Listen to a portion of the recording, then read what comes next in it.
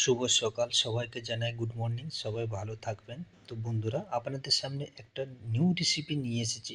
একটু ভিডিওটা মন দিয়ে দেখবেন, খুবই মজাদার ভিডিও। এটা হচ্ছে দুমুঠি আমি উড়দ ডাল নিয়েছি, দুমুঠি মুগ সাবুত, হরে মুগ দা সাবুত এবং দুমুঠি কাঁচা চাউল। এটা আপনারা ভিজিয়ে রেখে দিবেন, আর আপনারা যেভাবে কন্টিনিউ হিসাবে বানাবে সেইভাবে আপনারা বানাবে। এটা ভিজিয়ে দেওয়ার পর ফুলে যাবে, ফুলে যাওয়ার পর এইভাবে মিক্সিতে পিসবেন, ঠিক আছে? মিক্সিতে পিসবে যখন পাতলাটা একটু, ঘোলটা একটু পাতলা থাকবে, ঠিক আছে?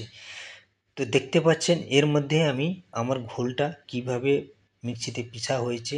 তারপর আমি হিং দিচ্ছি, ঠিক আছে? আপনারা হিং দিয়ে দিবেন এবং লবণ দিবেন। লবণ আর হিং দেওয়ার পর হিংটা একটু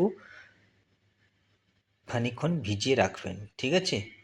কমসে কম 10 মিনিট ভিজিয়ে রাখবেন, তো হিংটা ভালোভাবে মশলার মধ্যে খেতে খুবই টেস্টি হবে। তারপর আমি কি করছি, এদিকে গাজর একটা নিয়েছি, কাদ্দুকস করছি, এদিকে বিটরুট একটা নেব, কাদ্দুকস করব বারিক বারিক করে। তো এইভাবে আপনারা পুরো ভিডিওটা মন দিয়ে দেখবেন, খুবই সুন্দর মজাদার ভিডিও। আর অতি অবশ্যই আপনারা বাড়িতে বানিয়ে খাওয়ার চেষ্টা করবেন। খুবই সুন্দর খাবার, খুবই সুন্দর রেসিপি, মজাদার। এইভাবে আপনারা অতি অবশ্যই বাড়িতে বানানোর একটু চেষ্টা করবেন। খুবই সুন্দর, খুবই সুন্দর। যেটা আমি বানাতে চাইছি আপনারা অতি অবশ্যই বানাবেন আর বানিয়ে খাবেন। সকালে নাস্তাও করতে পারবেন আর সন্ধ্যার সময় টিফিনেও খেতে পারবেন। ভেজিটেরিয়ান, খুবই সুন্দর। এবার আমি ঘোলটাকে কিভাবে পাতলা রেখেছি দেখতে পাচ্ছেন? এইভাবে পাতলা রাখবেন। তারপর দেওয়ার পর একইভাবে হাত আপনারা, এইভাবে আপনারা হাতটা যেরকম ঘুরতে থাকে চারদিকে, নেই এক সাইড দিয়ে যেরকম আমি আমার হাতটা গোল হয়ে ঘুরছে, এইভাবে আপনারা বানাবে, খুবই সুন্দর গোল হয়ে যাবে। দেখতে পাচ্ছেন কত সুন্দর গোল হয়ে গেল। উপরে একটু তেল দিয়ে দিবেন। তেলটা দেওয়ার পর কারচি দিয়ে আমি কি করছি দেখবেন, কারচি দিয়ে ভালো করে উপরে একটু সমান করে দেব। সমান করে দিলে আপনার ধোসাটা চারদিকে সমান হয়ে যাবে এবং পাতলা হয়ে যাবে। যেখানে মশলা আছে, কোথাও মশলা নাই, তো ওটা কী হয়ে যাবে, সমান হয়ে যাবে, সুন্দর হয়ে যাবে। দেখতে পাচ্ছেন কত সুন্দর হবে। তো এর উপরে আমি কি কি মশলাগুলো দিচ্ছি আপনারা একটু মন দিয়ে দেখবেন, খুবই মজাদার, খেতে খুবই টেস্টি। এর উপরে আমি গাজর দিচ্ছি, যেটা আমার কাদ্দুকস করা ছিল, গাজর, এবং আমি বিটরুট দিচ্ছি। এদিকে আমার ধনিয়া পাতা আছে আর কাঁচা লঙ্কা আছে। ধনিয়া পাতা দিবে, কাঁচা লঙ্কা, এটা আমার ধনিয়া পাতা আর কাঁচা লঙ্কা দিচ্ছি। তো খুবই সুন্দর লাগছে দেখতে, খেতে খুবই টেস্টি হবে। এর উপরে একটু চাট মশলা দিবেন, হালকা একটু লবণ ছিটিয়ে দিবেন, ঠিক আছে? তারপর চিজ স্লাইস নেবে, চিজ স্লাইসটা নেবে। চিজ স্লাইস নেওয়ার পর আপনার একে দু হিস্সা করে দেবে চিজ স্লাইসকে।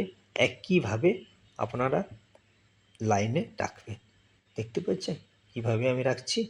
এর উপরে আমি আবার কি দেব, পনির দেবো।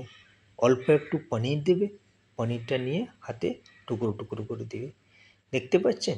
তো এইভাবে আপনারা বাড়িতে বানিয়ে খাবেন। আর এটা আধা হিস্সা করে ফোল্ড করে দেবেন। তো চিজটা দেওয়ার পর বেশিক্ষণ আমি গ্যাসের উপরে রাখবো না, কেন আমার তাহলে এটা চিল্লাটা নষ্ট হয়ে যাবে। এটা কিন্তু আমি ধোসা বানাচ্ছি না, এটা আমি মশলা চিল্লা বানাচ্ছি, ঠিক আছে?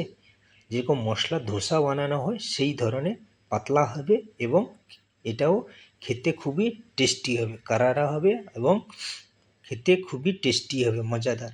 এবার আমি প্লেটে আমি তুলে নেব, কেন না চিজ আছে, চিজটা বেশিক্ষণ রাখলে তাওয়ার মধ্যে জড়ে যাবে, ঠিক আছে? দেখতে পাচ্ছেন আমি ফটাক করে এবারে তুলে নেব।